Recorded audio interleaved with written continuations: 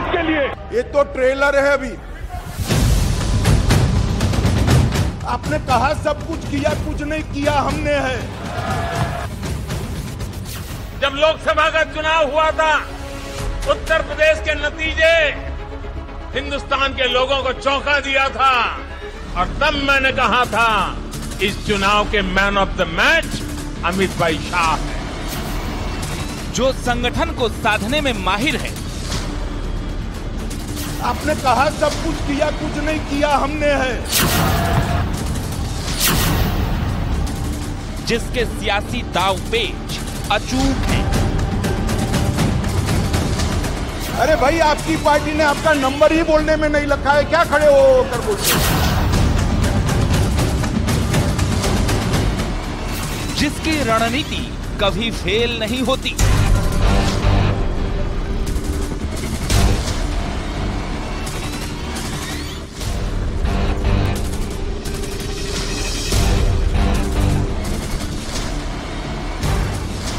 एक और करोड़ों रुपया खर्च कर बहुमत खरीदने वाले लोग बैठे हैं और एक बार सिद्धांत के लिए सत्ता छोड़ने वाले लोग।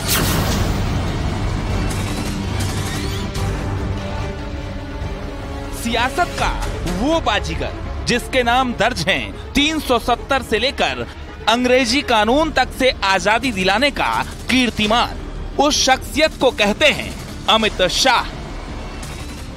313 बदलाव है मान्यवर, और मैं इतना कह सकता हूं कि हमारी न्यायिक दंड प्रक्रिया, क्रिमिनल जस्टिस सिस्टम के अंदर आमूलचूल परिवर्तन होगा और सबको ज्यादा से ज्यादा 3 साल के अंदर न्याय। कोई उन्हें सियासत का चाणक्य कहता है, कोई सियासत का जादूगर कहता है, तो किसी की नजर में वो सरकार के शाह हैं। लेकिन अमित शाह क्या हैं, ये सिर्फ प्रधानमंत्री मोदी ही समझते हैं।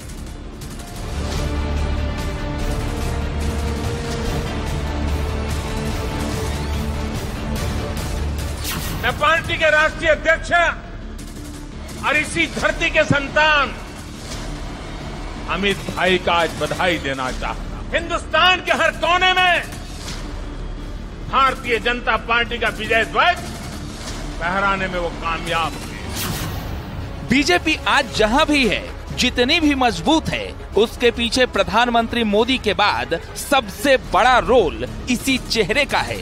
तभी तो इन्हें मोदी गवर्नमेंट का ट्रबल शूटर कहा जाता है।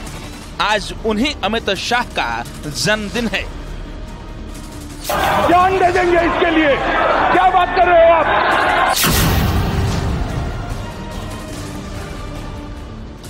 जन्मदिन के इस खास मौके पर आज के व्यक्ति विशेष में बात अमित शाह की कि 9 साल में और अटल जी के 6 साल में हमने कोई ऐसा काम नहीं किया जिससे सर झुकाना चाह पड़े, सीना तान कर मैदान में जाएंगे।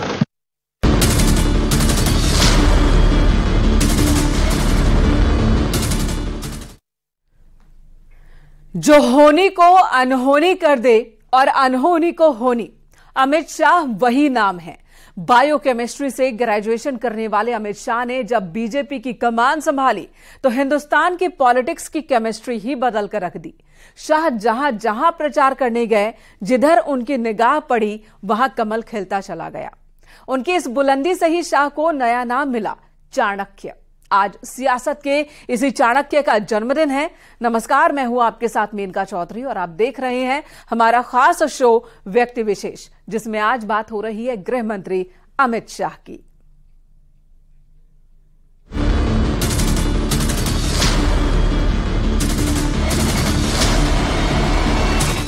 तीस मई 2019 की शाम अनिल चंद्र शाह। इधर दिन का सूरज अस्त हो रहा था, उधर भारतीय सियासत में एक नेता का उदय हो रहा था। अमित अनिल चंद्र शाह ईश्वर की शपथ लेता हूं कि मैं विधि द्वारा स्थापित भारत के संविधान के प्रति सच्ची श्रद्धा और निष्ठा रखूंगा। यानी वो तारीख जब सरकार के शाह यानी बीजेपी के चाणक्य कहे जाने वाले अमित शाह ने गृह मंत्री पद की शपथ ली और यहीं से शुरू हुई भारत में परिवर्तन की नई कहानी। गुलाम नबी साहब ने कहा कि धारा 370 ऐतिहासिक है मैं इसके विवाद में जाना नहीं चाहता, मगर मैं जो बिल लेकर आया हूँ वो भी ऐतिहासिक है, इतिहास बनाने वाला बिल। 370 के कारण जम्मू कश्मीर के अवाम आज गुर्बत में जी रहे हैं, गरीबी में जी रहे हैं, उनको रिजर्वेशन का फायदा नहीं मिलता। वहाँ की महिलाओं के साथ अन्याय हो रहा है, वहाँ के दलितों ट्राइबल के साथ अन्याय हो रहा है, वहाँ भ्रष्टाचार पनप रहा है। और 370 की छाया में तीन परिवार ने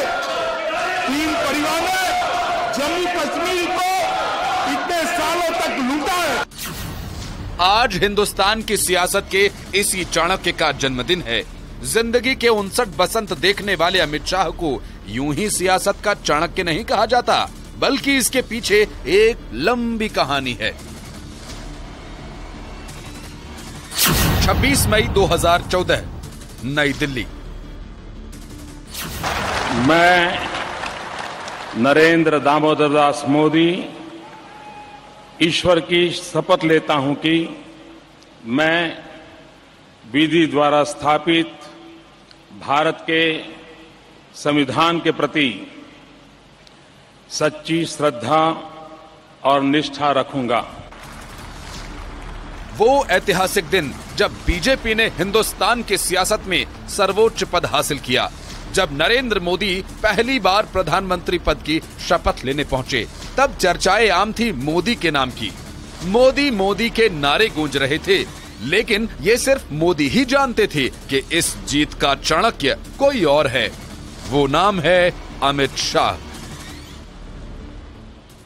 संघवी हाईस्कूल के बूथ प्रमुख से लेके राष्ट्रीय अध्यक्ष तक की उनकी भूमिका संघर्षमय रही है। जब वो संघवी हाईस्कूल बूथ के प्रेसिडेंट थे, तभी से उन्होंने संघर्ष किया है, तभी से वो लोग अहमदाबाद के लिए सोचते थे। अहमदाबाद की सोच के बाद 87 में जब कॉरपोरेशन पहला बना, तब से लेके गुजरात की सरकार और केंद्र की सरकार बनाने में उन्होंने जो संघर्ष किया है, उनके व्यक्तित्व में हर हमेशा के लिए संघर्ष ही रहता है। मोदी को सत्ता के शिखर तक पहुंचाने वाले अमित शाह जब खुद गृह मंत्री बने, तब भी उन्होंने साबित कर दिया कि उनके जैसा कोई और हो ही नहीं सकता। वजह है उनके दमदार फैसले। धारा 370 हटाना हो, CAA में संशोधन हो, NRC को लागू करने की बात हो, IPC की धाराओं में बदलाव की बात हो, नशे के खिलाफ सर्जिकल स्ट्राइक हो, ये फैसले वो हैं जो सरदार वल्लभ भाई पटेल के बाद अमित शाह को हिंदुस्तान का सबसे धाकड़ गृह मंत्री साबित करते हैं। राज्यों के जब चुनाव आते हैं तो उसके पहले यूनिफॉर्म सिविल कोड की बात आपकी पार्टी करती है। भाई एक मिनट रुक जाओ। 1950 से हमारे हर घोषणा पत्र में है कि हम यूनिफॉर्म सिविल कोड को लाएंगे। जी। धारा 370 हटी, कौन सा चुनाव था भाई? राम जन्मभूमि का भूमि पूजन हुआ, कौन सा चुनाव था? ट्रिपल तलाक हटा, कौन सा चुनाव था? हम बिल्कुल मानते हैं कि जो हमने कहा है वो हमने करना है। तो क्या इसके लिए कोई केंद्रीय कानून लाएंगे? क्या करेंगे इसके लिए? Uniform civil code, uniform civil code के लिए कोई केंद्रीय कानून लाएंगे? कैसे इसको इम्प्लीमेंट करेंगे? नहीं, इम्प्लीमेंट कैसे करेंगे? विधानसभा कानून लेकर आएगी, अपने आप इम्प्लीमेंट हो जाएगा। शाह की सबसे बड़ी ताकत उनका अपना मैनेजमेंट और आत्मशक्ति है। ऊर्जा से हर स्तर पर लबरेज रहने वाले शाह जब बीजेपी के अध्यक्ष थे, तब भी उन्होंने तमाम ऐसे फैसले लिए जिनकी बदौलत बीजेपी बुलंदियों तक पहुंची। उन्होंने बीजेपी को मजबूत बनाने के लिए सबसे पहले कोर ग्रुप को किया सक्रिय, फिर खुद ही मिशन मोड में प्रवास शुरू कर दिए। साथ ही अलग अलग क्षेत्रीय बैठकें आयोजित की, जबकि दूसरी तरफ नियमित कार्यकारिणी की बैठकें शुरू की गईं। लोकल स्तर पर पार्टी को मजबूत बनाने के लिए जिला कार्यालय निर्माण करवाया। इतना ही नहीं, बीजेपी मुख्यालय पर नया और आधुनिक कार्यालय की सौगात दी, तो दूसरी तरफ अपने कार्यकर्ताओं को हाईटेक बनाने के लिए प्रशिक्षण महाअभियान चलाए। ऐसी तमाम गतिविधियां तो अमित शाह की अगुवाई में अंजाम दी ही गईं, जिसकी मदद से आज बीजेपी बुलंदियों पर है। भारतीय जनता पार्टी के कई सांसद और केंद्रीय मंत्री भी चुनाव लड़ रहे हैं, इसके पीछे क्या स्ट्रैटेजी है, क्या रणनीति है? कोई रणनीति नहीं है। एक चुनाव की दृष्टि से यहाँ के यूनिट को लगता है कि उनके चुनाव लड़ने से फायदा है, इसलिए उनको चुनाव लड़ाया गया है। आप कह रहे हैं कि आउटसाइडर वर्सेस इनसाइडर का कोई मामला नहीं है और ये विषय खड़ा ही नहीं होता आपके लिए। जिनके पास एजेंडा नहीं है वो ही इस प्रकार के मुद्दे खड़े करते हैं। पर इस विषय से क्या आप भारतीय जनता पार्टी को बैकफुट पर लाने की कोशिश है? कोशिश कुछ भी हो, ऐसा कुछ होता नहीं। अमित शाह बीजेपी के चाणक्य कहे जाते हैं तो पीएम मोदी के लिए ये सारथी हैं। दोनों की जोड़ी भारतीय सियासत की सबसे हिट जोड़ियों में शुमार है।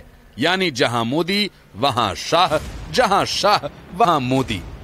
आगे हम अमित शाह के सियासी संघर्ष को समझेंगे, साथ ही बात होगी उनके राजनीतिक व्यक्तित्व पर। तो बने रहिए न्यूज़ 18 के साथ।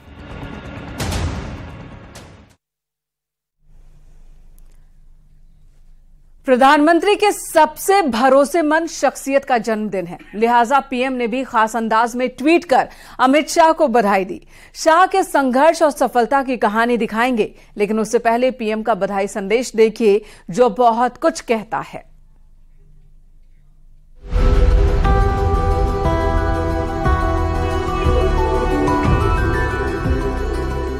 अमित शाह के जन्मदिन पर पीएम मोदी की बधाई।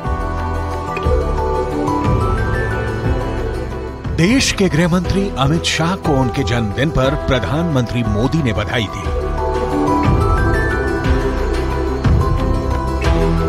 और ट्विटर पर अमित शाह के लिए लिखा, अमित शाह भारत की प्रगति और गरीबों के लिए बेहतर जीवन को सुनिश्चित करने के लिए उत्साहित रहते हैं। भारत के सुरक्षा तंत्र को मजबूत करने और सहकारी क्षेत्र को विकसित करने में उल्लेखनीय योगदान देकर एक उत्कृष्ट प्रशासक के रूप में अपनी पहचान बनाई है।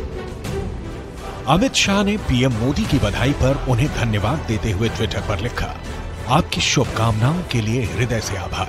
माननीय प्रधानमंत्री नरेंद्र मोदी जी के शब्द हमेशा देश की बेहतर सेवा करने के लिए प्रेरणा देने वाले और पथ प्रदर्शक रहे हैं।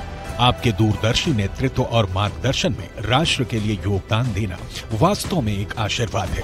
अमित शाह के जन्मदिन पर देश भर में बीजेपी के कार्यकर्ताओं में उत्साह का माहौल बना रहा। ट्विटर पर उन्हें सुबह से ही बधाई संदेशों का सिलसिला चलता रहा। –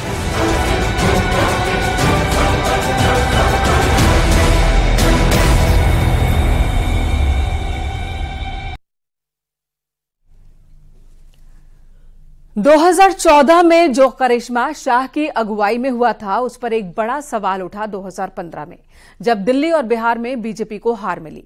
तब शाह के नेतृत्व पर सवाल उठा, लेकिन शाह घबराए नहीं। मोदी का पूरा साथ मिला तो शाह ने विरोधियों की करारा जवाब दिया विरोधियों को और 2016 में असम जीत कर दिया। शाह ने संगठन को इतना मजबूत कर दिया कि देश से कांग्रेस का सफाया होने लगा। अमित शाह जब बीजेपी अध्यक्ष बने तो उनकी अगुवाई में 18 राज्यों में कमल खिला।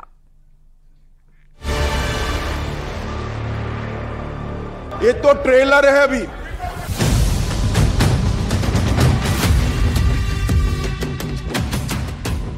अमित शाह को खास बनाता है उनका मैनेजमेंट स्टाइल। चाहे चुनाव मैनेज करना हो, चाहे पार्टी मैनेज करनी हो, चाहे फ्लोर मैनेज करना हो, मोदी के साथ अमित शाह हैं तो मुमकिन है। इसका सबसे बड़ा उदाहरण अगस्त में हुए संसद के मॉनसून सत्र के दौरान दिखा, जब अकेले शाह ने विपक्ष की हर रणनीति फेल कर दी और अल्पमत में होने के बाद भी राज्यसभा में दिल्ली सेवा बिल पास करा लिया। 2015 में यहां स्थिति बदली और यहां एक ऐसे दल की सरकार आई जिसका मकसद, मुझे कोई झिझक नहीं है कहने में, जिसका मकसद सेवा करना है ही नहीं, झगड़ा करना। प्रॉब्लम ट्रांसफर पोस्टिंग के अधिकार का नहीं है, विजिलेंस को कंट्रोल में लेकर बंगला जो बना दिया है इसका सत्य छुपाना है। जो भ्रष्टाचार हो रहा है इसका सत्य छुपाना है। ये शाह के मैनेजमेंट का ही कमाल है कि राज्यसभा में अल्पमत के बावजूद बीजेपी ने दिल्ली सेवा बिल 7 अगस्त को पास करा लिया और शाह ने साबित कर दिया कि उनकी रणनीति के आगे समूचा विपक्ष कहीं नहीं टिकता। मैं आपको बताता हूं भाई, हम संविधान में बदलाव इमरजेंसी डालने के लिए नहीं लाए हैं।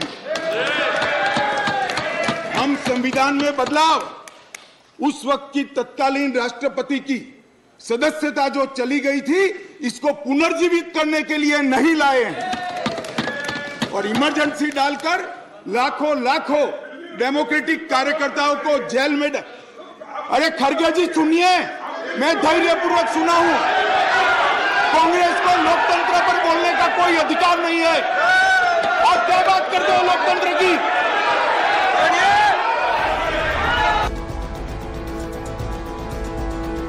पीएम मोदी की नजर में अमित शाह की कितनी अहमियत है, ये इसी बात से समझ सकते हैं कि जब अगस्त में विपक्ष अविश्वास प्रस्ताव लेकर आया और पीएम मोदी ने सदन में हुंकार भरी, तो जितनी बार विपक्ष पर उनका वार हुआ, करीब उतनी ही बार वो अमित भाई कहकर शाह को याद करते रहे। अधीर बाबू को क्या हाल हो गया?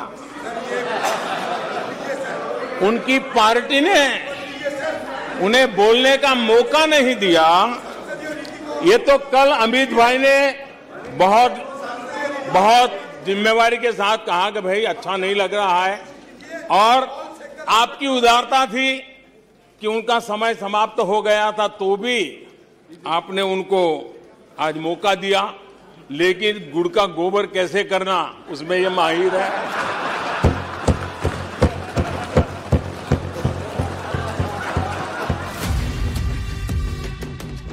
अमित शाह सिर्फ सरकार के संकट मोचक नहीं हैं,